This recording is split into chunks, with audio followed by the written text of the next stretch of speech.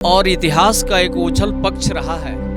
जो इतिहास उनके साथ न्याय नहीं कर सका, ऐसे भारतवर्ष में बहुत से स्वतंत्रता सेनानी मिलेंगे जिनकी कहानियों को इतिहास के ओझल पक्ष में रख दिया गया है। उसी कड़ी में राजा नारायण सिंह भी आते हैं। जो फुलडीहा गढ़ है वह अब खंडहर में तब्दील हो चुका है। उस खंडहर में हम अपने कैमरामैन से कहेंगे कि वो दिखाएं। हमने यहाँ के बारे में जानकारी लिया। अधिवक्ता अनिल सिंह जो थे उन्होंने विस्तार से बताया राजा नारायण सिंह के बारे में। ब्रिटिश शासन के खिलाफ प्रथम अवरोधक में सत्ता के विरोधी में राजा नारायण सिंह का नाम आता है, जो 1857 से पहले का इतिहास है। और राजा नारायण सिंह ने जो बिगुल फूंका था, उस क्रम में सोन नद में डुबोकर 600 से अधिक ब्रिटिश सैनिकों को उन्होंने मार दिया था। इस किले में रहता नहीं है कोई, लोग बट करके अब आधुनिक तरीके से घरों का निर्माण करा लिए हैं और उसमें अब जो संतान है राजा नारायण सिंह के जो परिवार है वह रहते हैं। राजा नारायण सिंह के वंशज हैं हम लोग, पूर्वज रहे। और जब राज अति खत्म हो गया तो जो बटता है सब भाई लोग बटते गए, सब छितरा गए अलग अलग। इंग्लैंड से खोज के क्रम में एक पुस्तक लाया था कि अंग्रेजों के हुकूमत के भारत देश में प्रथम विरोधी कौन कौन थे, तो उसमें राजा नारायण सिंह का नाम है। नमस्कार, मैं चितरंजन कुमार और आप देख रहे हैं सीतयोग न्यूज।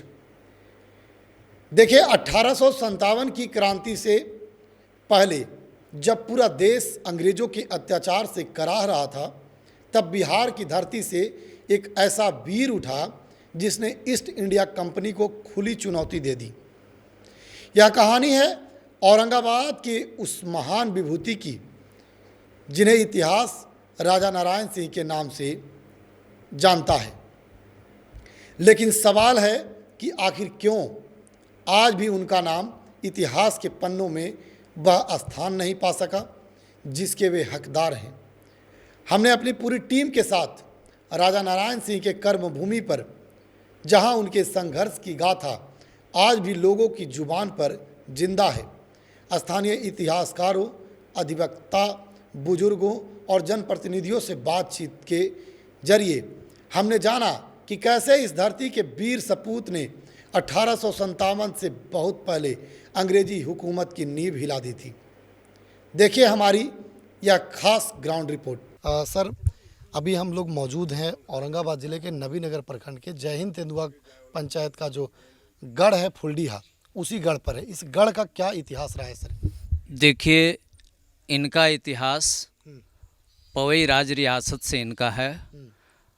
बखूबी सब लोग जानते हैं राजा नारायण सिंह जी को। राजा नारायण सिंह एक बहुत बड़े प्रतापी महाबल योद्धा थे और चर्चित जमींदार थे। और इतिहास का एक ओझल पक्ष रहा है। जो इतिहास उनके साथ न्याय नहीं कर सका, ऐसे भारतवर्ष में बहुत से स्वतंत्रता सेनानी मिलेंगे जिनकी कहानियों को इतिहास के ओझल पक्ष में रख दिया गया है। उसी कड़ी में राजा नारायण सिंह भी आते हैं। आप गया गजेटियर को जब देखिएगा तो उसमें राजा नारायण सिंह का विवरण मिलेगा, अंग्रेजों ने स्वयं लिखा है जी।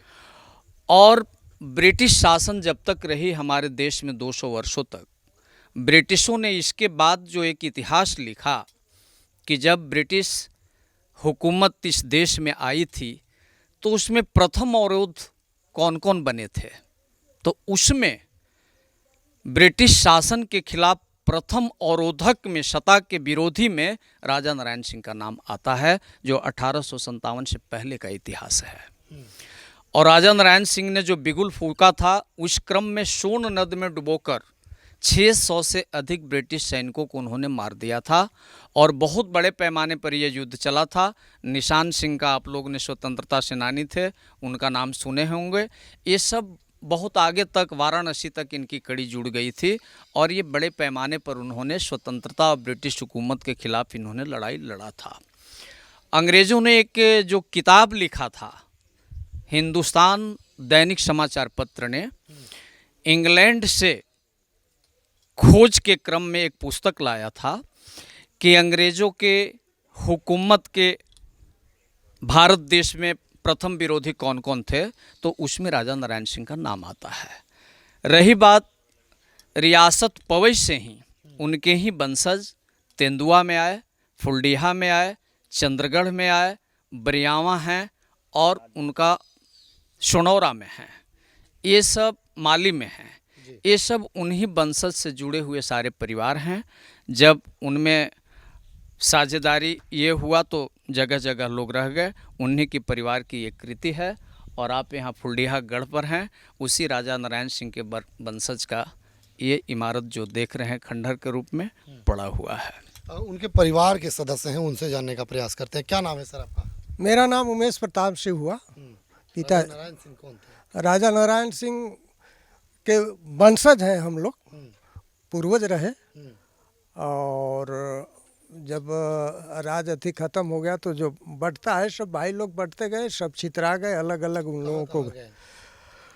पवई से निकले तो पवई से निकले तो तेंदुआ और चनरगढ़, फिर तेंदुआ से निकले तो फुलडीहा और बरियावा, फिर पवई से निकले माली, तो माली फिर राज कायम हो गया। राजा नारायण सिंह के मरने के बाद राजा माली हुए और माली से फिर सनौरा हुए।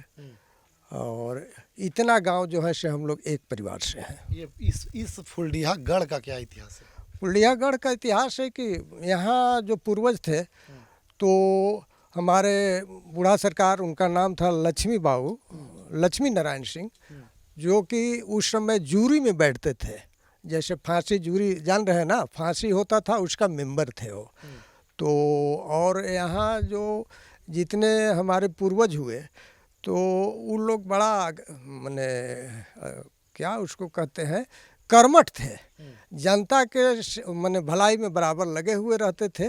और जो है कि अपना ज़मींदारी संचालन बड़ा ढंग से करते थे, इसलिए फुलडीहा का माने अस्तित्व बड़ा अच्छा था।